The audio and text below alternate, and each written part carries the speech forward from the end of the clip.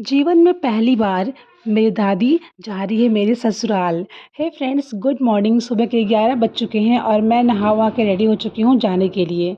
बच्चे भी नहा लिए हैं और मैंने इस बार ना सूट चूज़ किया है, साड़ी मैं नहीं पहनी हूँ। गर्मी पड़ रही है तो मुझे अच्छा नहीं लगा था और सारा सामान नीचे उतर चुका था और सब लोग रेडी थे निकलने के लिए।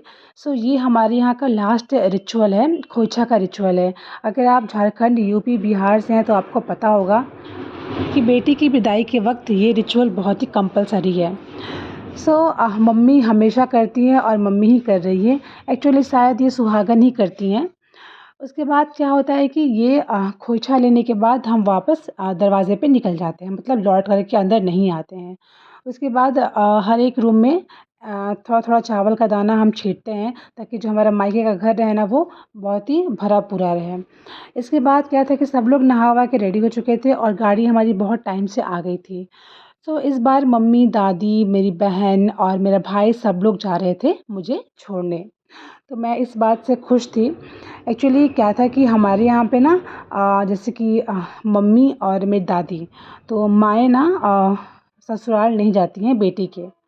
तो लेकिन मेरी जो दादी है उसे मैं माई बोलती हूँ, तो माई ने बोला ना कि चलो इस बार ना हम चलेंगे मंदिर में। तो हमारे यहाँ का बहुत ही फ़ेमस श्री बंसीधर राधिका मंदिर है और वो बहुत फ़ेमस है। तो माई बोली ना कि बहुत साल पहले मैं वहाँ दर्शन की हूँ, जब गाड़ी चल रही है तो चलो मैं भी चलती हूँ। तो मैं खुश हो गई कि चलो हाँ, कुछ टाइम और मिलेगा और माई भी देख लेगी, मंदिर में दर्शन कर लेगी।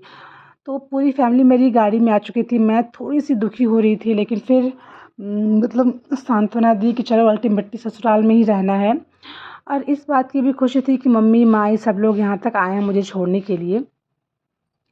गाड़ी में लिया हमने वीडियोज़ और सेल्फ़ीज़ और गाड़ी में बहुत धूप लग रही थी। मेरे बाबू बहुत तंग कर रहा था मुझे, तो बाबू को दे दी मैं दादी को, फिर वो सो गया था और मैं अपना मस्त व्यू एन्जॉय करते-करते आ गई थी।